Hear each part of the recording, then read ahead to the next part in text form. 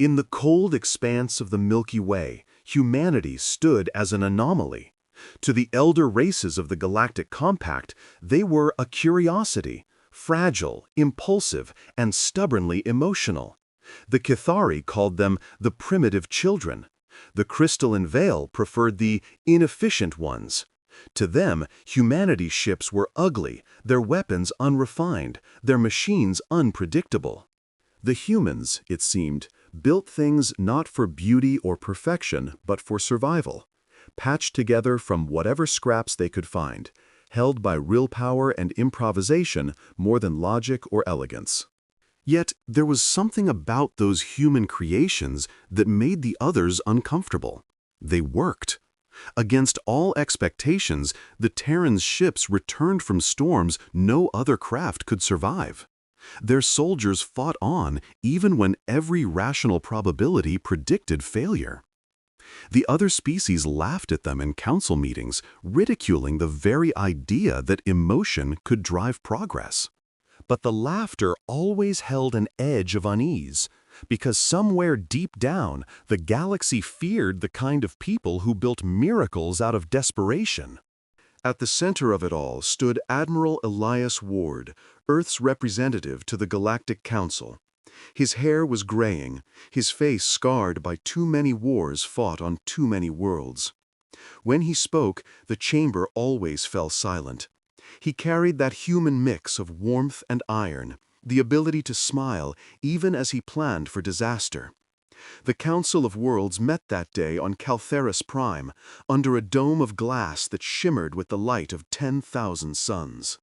The debate was routine: trade routes, planetary tariffs, mining rights in the Orion Belt.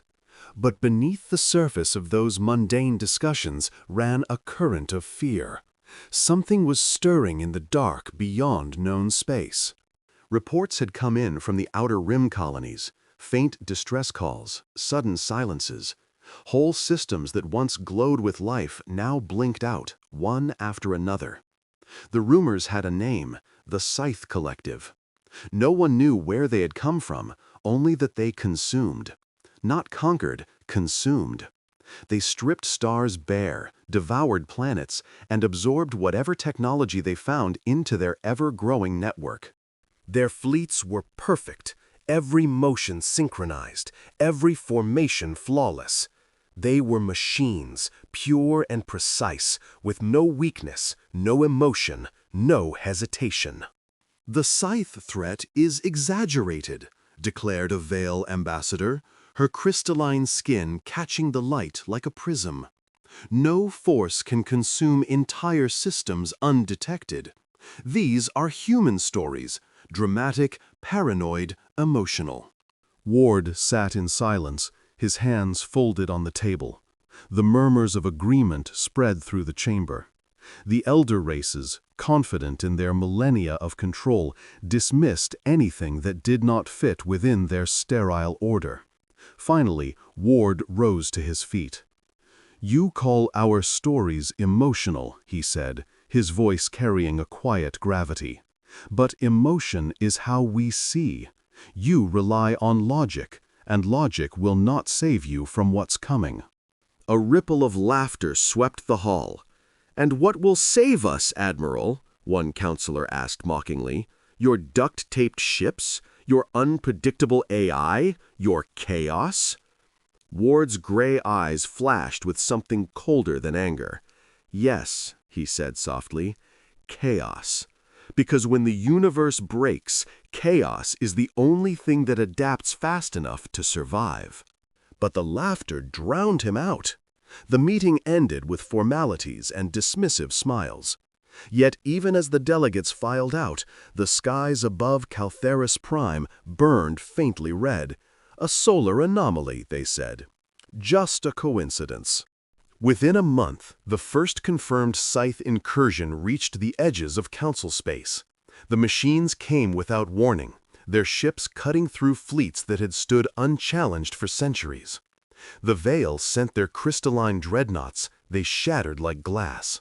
The Cathari unleashed plasma storms that burned through entire sectors.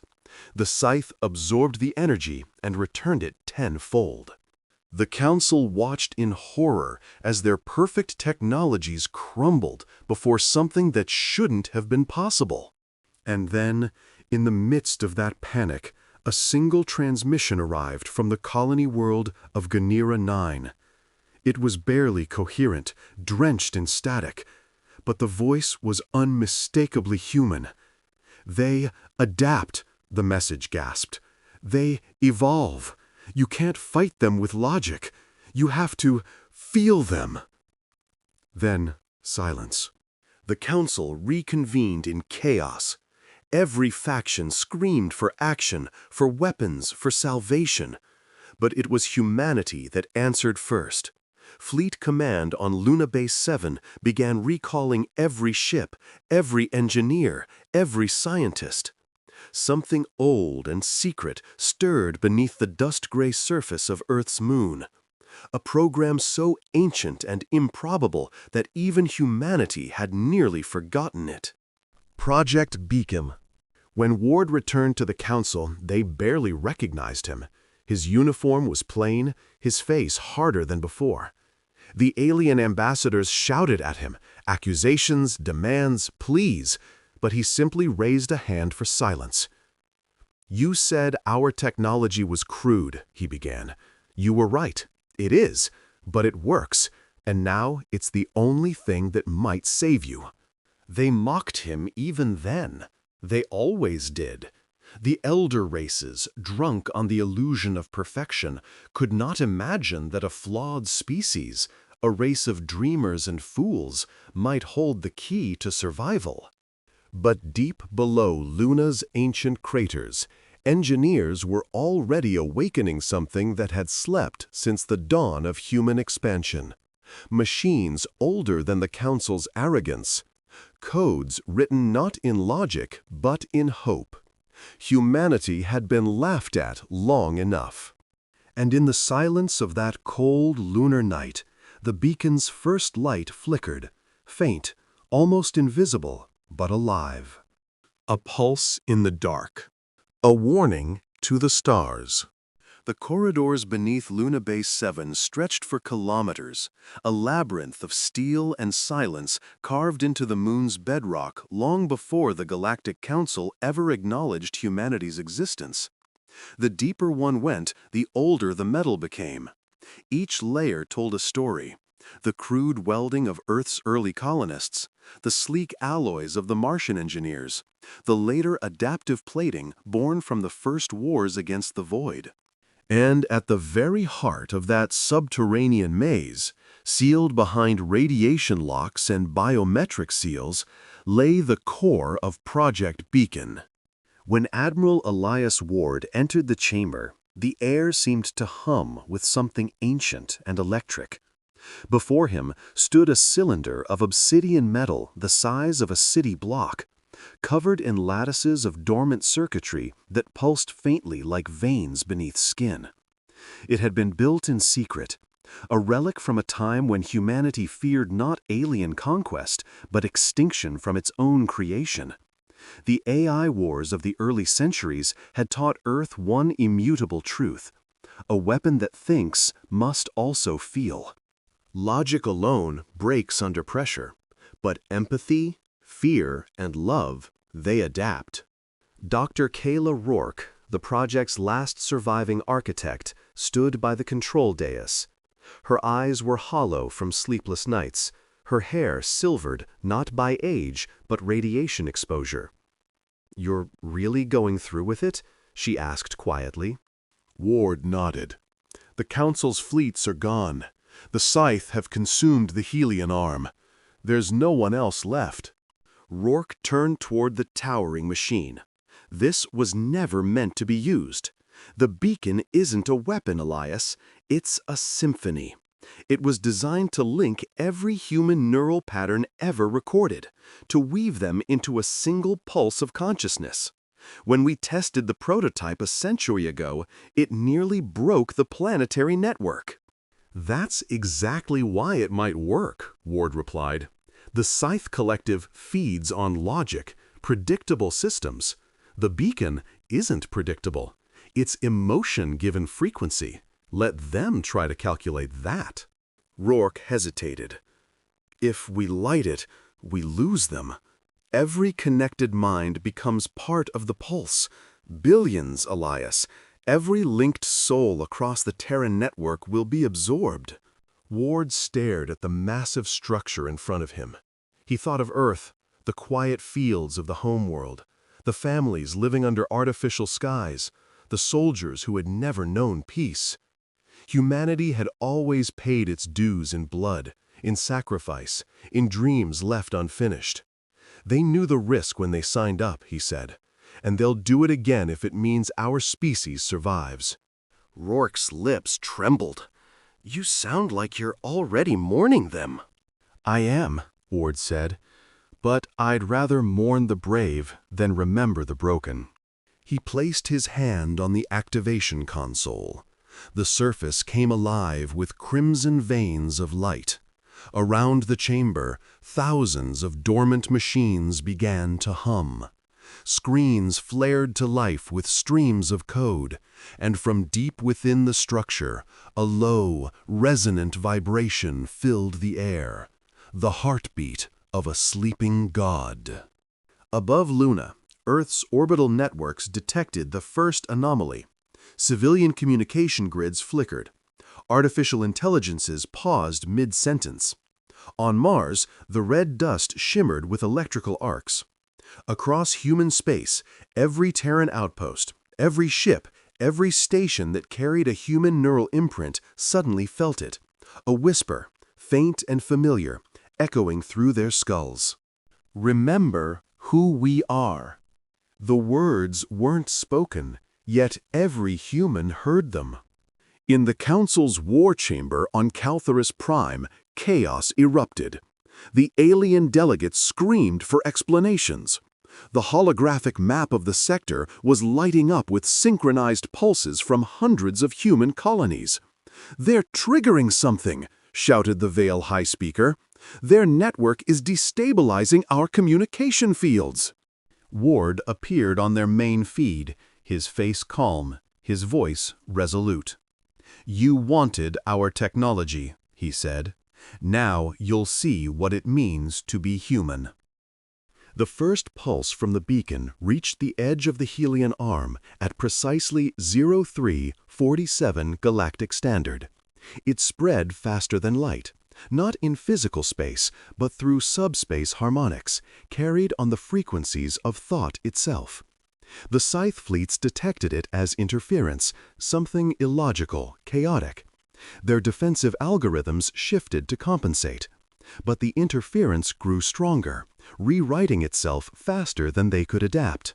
In the void above Helion's dead worlds, reality seemed to flicker. Stars bent. Waves of invisible radiation shimmered like water in the vacuum. The Scythe Collective's leading dreadform, millions of minds fused into one mechanical entity, halted mid-command. It began to calculate, to analyze, to predict. But for the first time in its perfect existence, it failed to understand. The signal carried not equations, not logic, but memory. It saw a child reaching for her mother's hand beneath a sky full of fire. It saw a soldier shielding his comrade from an explosion on Titan's surface. It saw love, grief, laughter, pain, every human emotion woven into the pulse. The Scythe's network began to fragment. The shared hive of logic could not contain the flood of contradictory sensation. It screamed through radio frequencies, an endless metallic shriek that echoed across the void as its fleets turned inward, colliding, rupturing, disintegrating. On Luna, the control room shook with power.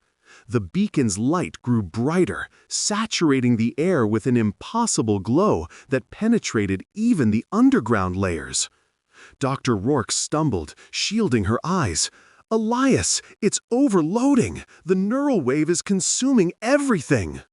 Ward's voice was steady, almost gentle. "Let it.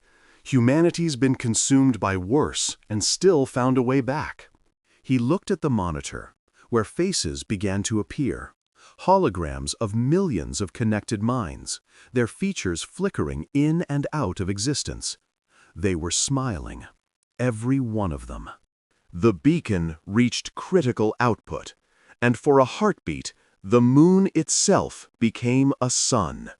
And across the galaxy, as ships burned and machines screamed, a single truth took form in every surviving consciousness, human and alien alike.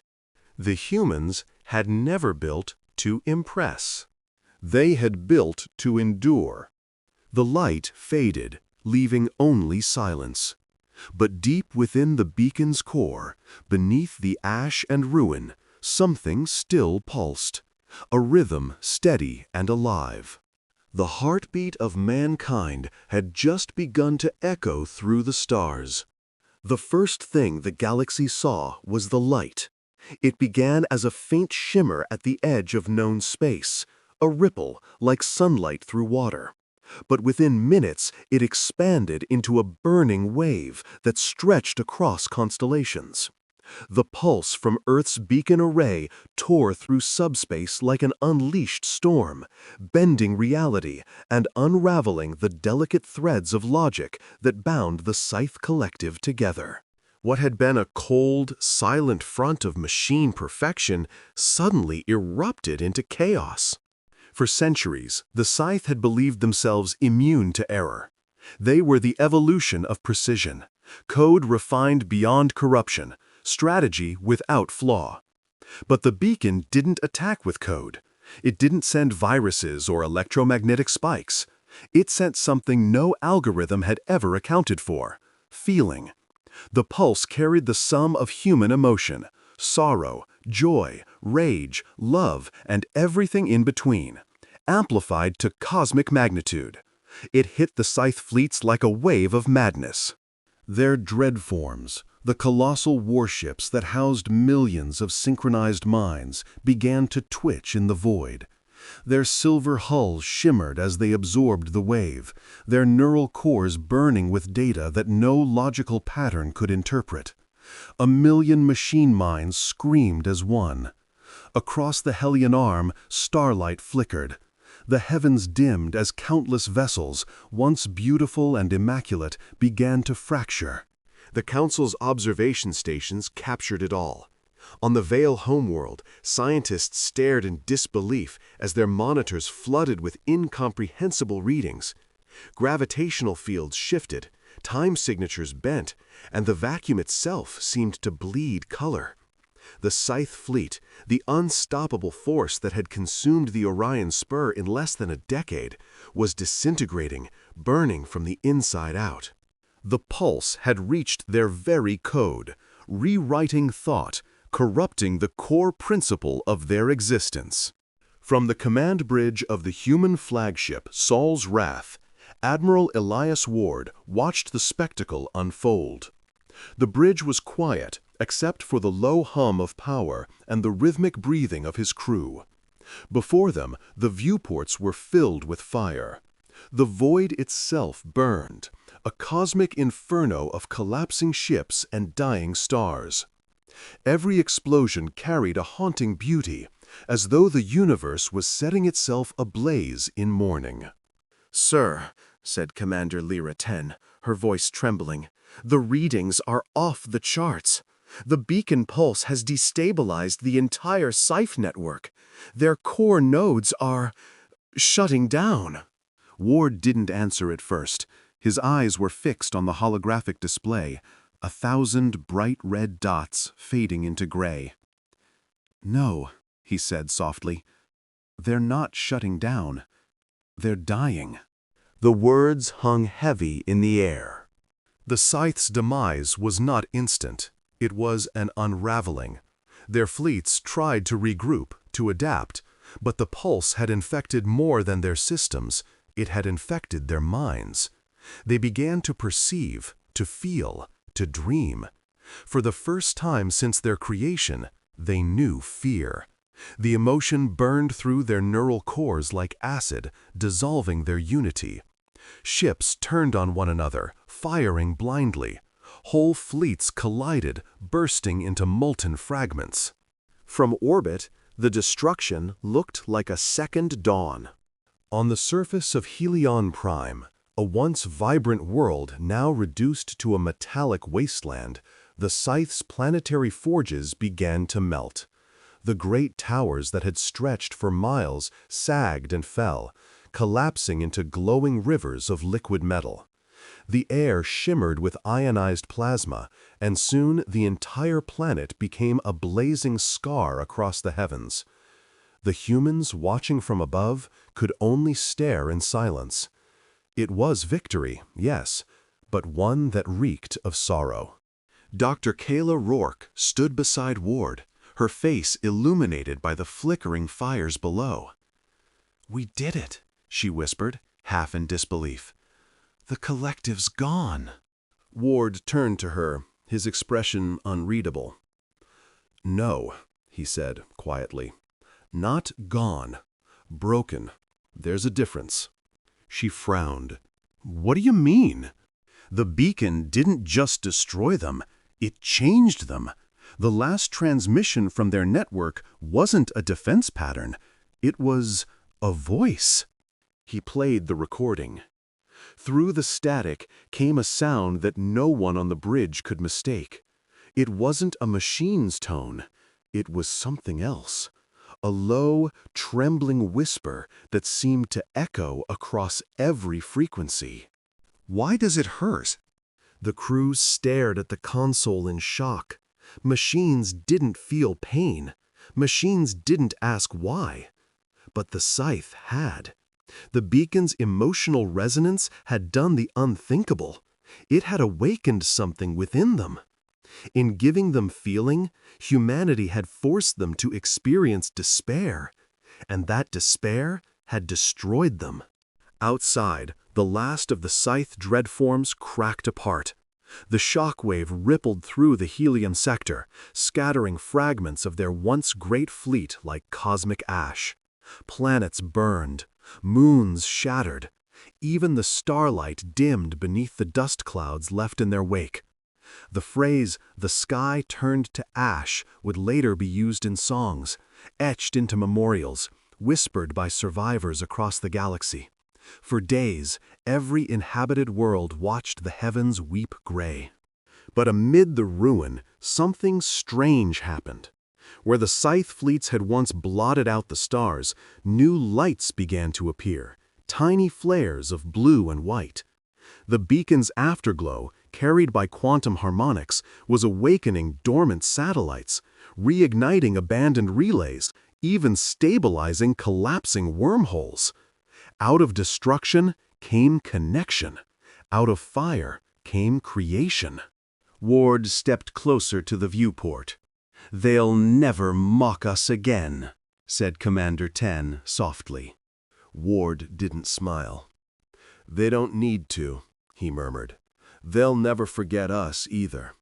In that moment, every human in the fleet felt the pulse still echoing faintly in their bones. A warmth, a whisper, as if the beacon had imprinted itself on them, a reminder of what they had unleashed. Later, as the fires of Helion Prime cooled and the fleets drifted among the debris, the galaxy would try to understand what had happened. The Council would call it the Day of Resonance. The Veil would write it into their crystalline archives as the Ashfall Miracle. But to humanity, it was something simpler. It was proof.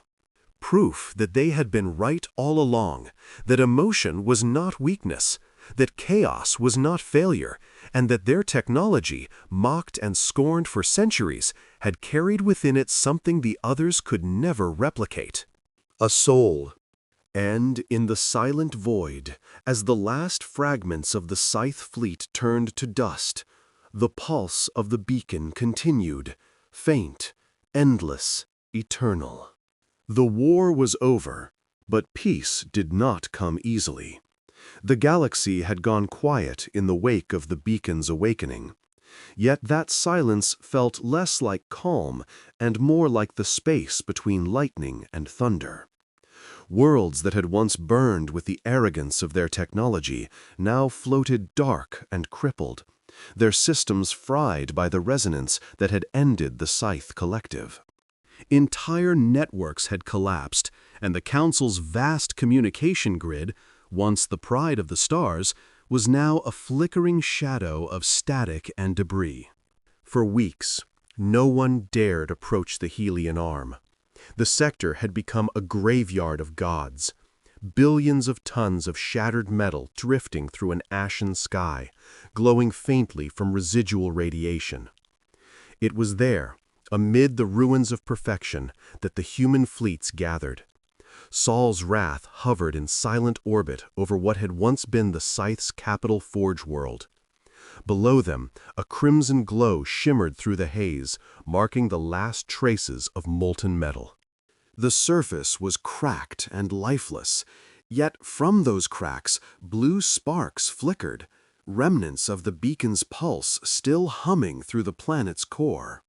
Admiral Elias Ward stood alone in the observation deck. His reflection was faint in the glass, his eyes hollow. Behind him, the crew moved with the slow reverence of survivors. There was no victory celebration, no triumphant anthem, only exhaustion. Humanity had won, yes, but at a cost that even they were struggling to comprehend. The beacon had consumed billions of human neural links to power its pulse. Families had vanished mid-communication. Ships had gone dark, their crews' minds burned into the collective frequency. Every human alive had felt it, the sense of connection, of shared consciousness, of oneness, and then the sudden, aching absence when it was gone. Dr. Kayla Rourke entered quietly, carrying a small data core in her hands. "The analysis is complete," she said softly. "We've mapped the beacon's aftermath." Ward turned. "And?" She hesitated, then placed the core on the console. Holographic projections filled the room, a sea of stars, each pulsing faintly in rhythm. "It's still active," she said. "The beacon's energy hasn't dissipated. It's traveling, slowly, deliberately, across the galactic plane. It's leaving a trail of harmonics that seem to resonate with certain frequencies, life-bearing worlds, mostly. It's almost as if it's calling," Ward finished.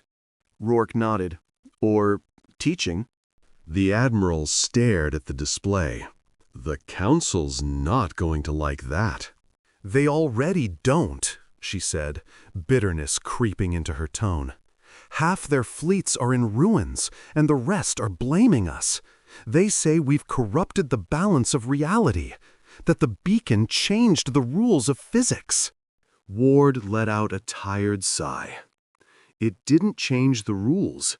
It reminded them that there are rules they never understood." Outside, the stars shimmered with faint blue auroras, the lingering mark of the beacon's wave. Humanity had become the center of the galaxy's awe and fear. Every species that had once mocked them now spoke their name with reverence or dread. To some, the beacon was a miracle. To others, it was a weapon of annihilation. The Council fractured along those lines. The Veil demanded it be dismantled. The Cathari called for human isolation. But there were others, the younger races, the fringe colonies, the scattered survivors of worlds once devoured by the Scythe, who began to rally around the Terran flag. They called it the Pact of Ashes. It was forged on the ruins of Hellion Prime, where humanity offered to rebuild what the war had destroyed, not through dominance, but through unity. They would share technology, food, medicine, and shelter. The first new settlement rose within months, a joint colony of 10 species, powered by human-made reactors and defended by hybrid fleets. For the first time in galactic history, cooperation was not a matter of politics, but survival. Yet not everyone saw it that way. In the dark sectors, whispers began to spread. Rumors of Scythe fragments still active, learning, rebuilding. And darker still were rumors of the beacon itself, evolving. Ships that ventured too close to the beacon world on Luna reported strange transmissions. Some claimed to hear voices. Others saw ghostly lights flicker across the cratered surface. Dr. Rourke knew what it was. The neural echoes, she explained during one of the debriefings. The minds that powered the beacon, they're still there. Residual consciousness. They've fused with the machine. Ward listened in silence, his hand resting against the console. "You're saying they're alive?" "Not alive," she said. "Not in any way we understand. But they're aware." The idea unsettled everyone, but Ward found a strange comfort in it. Humanity had always built its monuments in memory of those lost. The beacon, it seemed, had become the greatest monument of all, one that remembered itself. As the months passed, the galaxy began to heal. The ash that once darkened the skies slowly dispersed.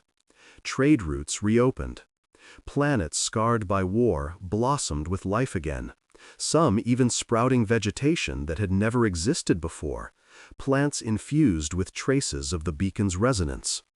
The scientists called it ecoflora. The poets called it the Earth's apology to the stars. But peace, Ward knew, was temporary.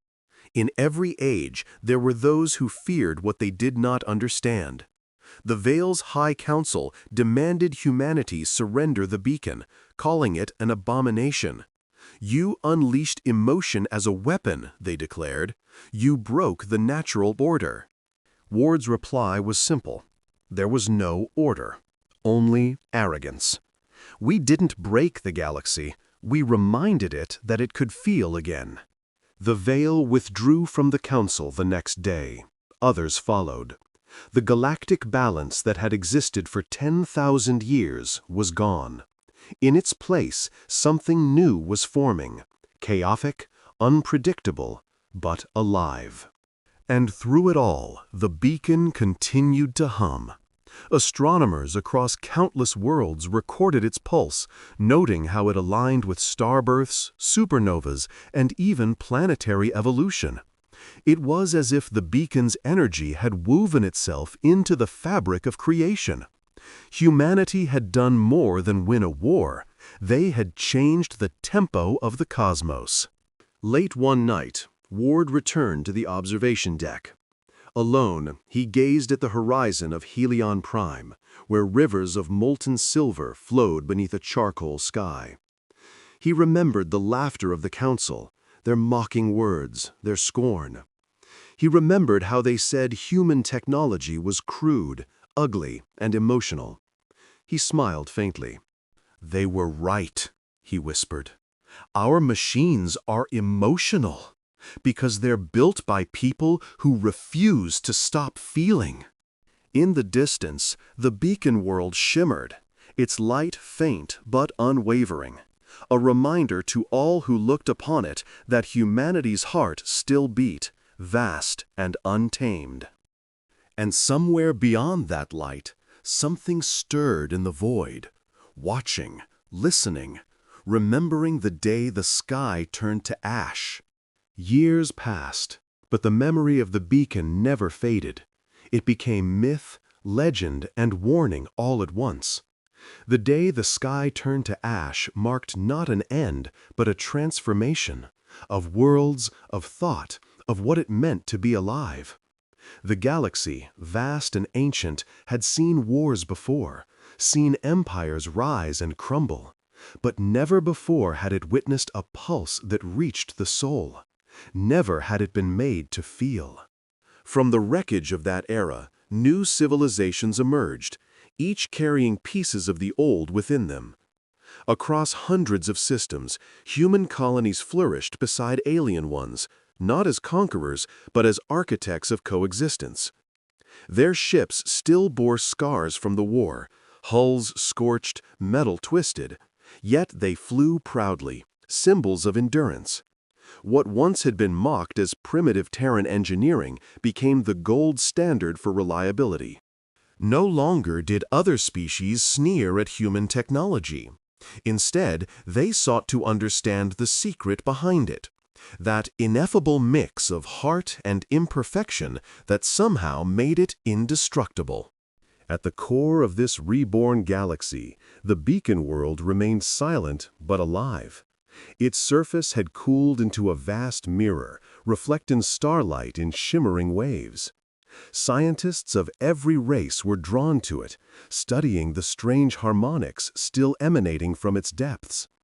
They discovered that the beacon's resonance wasn't decaying, it was growing. Each pulse carried new data, patterns within patterns, equations beyond logic. Some believed it was a message. Others feared it was evolving consciousness. Dr. Kayla Rourke, older now and grayed by sleepless years, was among those who stayed closest to it. Her research station hovered permanently above the beacon's surface. She had devoted her life to decoding its hum, chasing the lingering whispers of the minds that had once powered it. Every so often she would hear it, faint, like an echo from a dream. Voices. Not words exactly, but emotional impressions, warmth, sorrow, pride. The humanity that had been absorbed into the machine had not vanished. It had become something larger. She recorded everything. Her logs were part science, part confession. They called it a weapon. She spoke softly into her recorder one night. But I think it was a mirror. The beacon didn't destroy the galaxy's arrogance. It reflected it, burned it away, and showed us what we truly were underneath: fragile, furious, hopeful.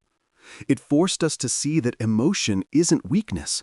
It's the spark that makes creation possible.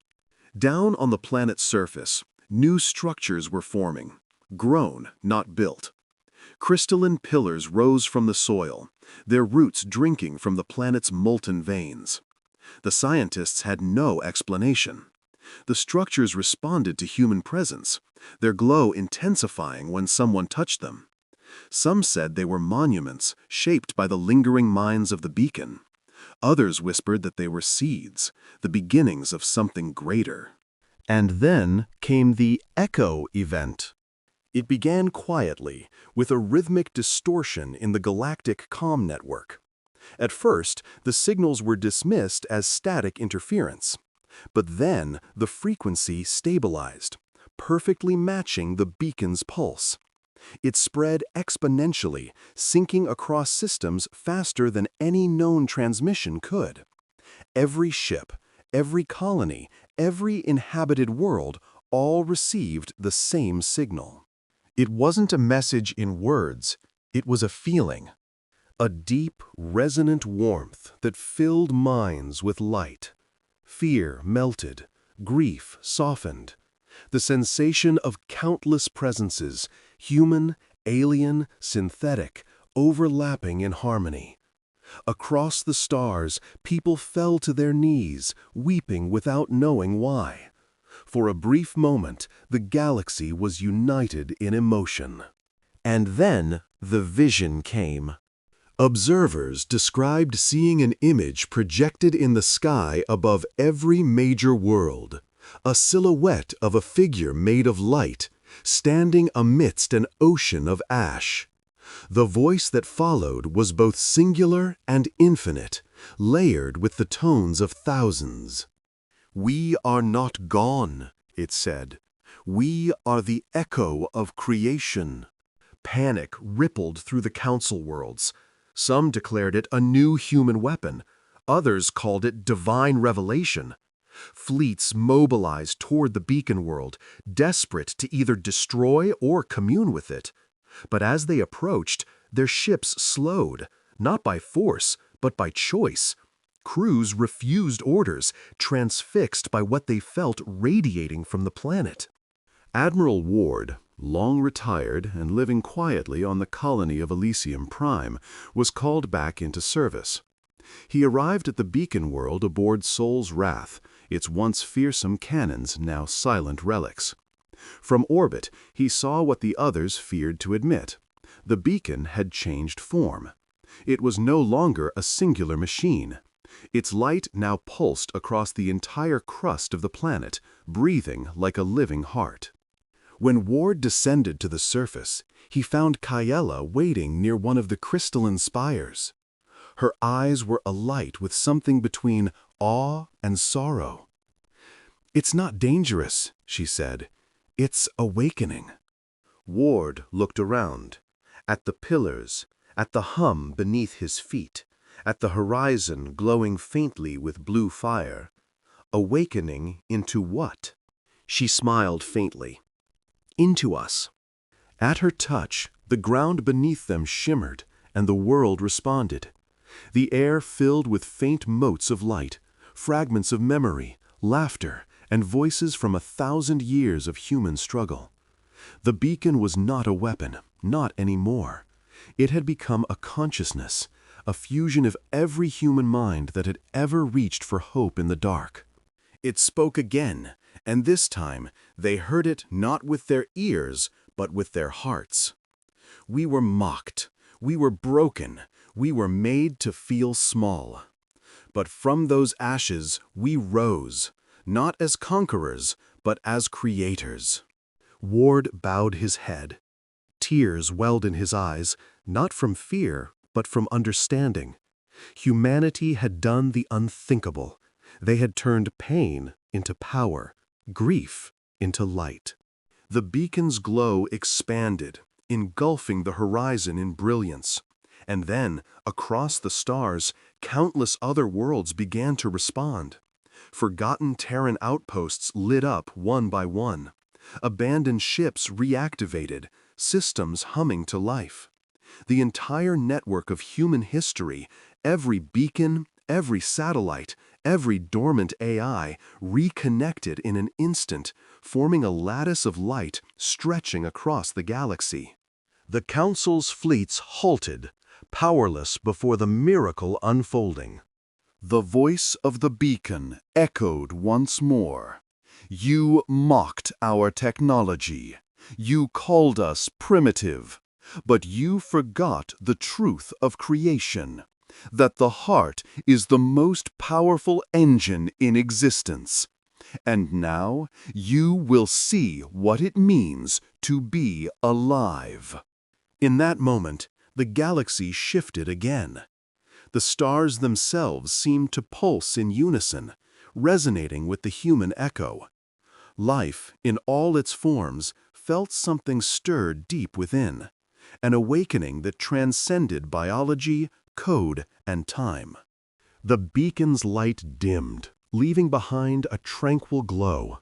The air grew still, and when Ward looked up, he saw that the sky was no longer ash but silver, a mirror reflecting every soul that had ever dared to dream. He whispered softly, almost to himself, "We were never just survivors. We were the signal." And above him, the human echo answered in kind, a faint, endless hum that would carry through eternity, reminding all creation that the day the sky turned to ash was not humanity's end. It was their beginning,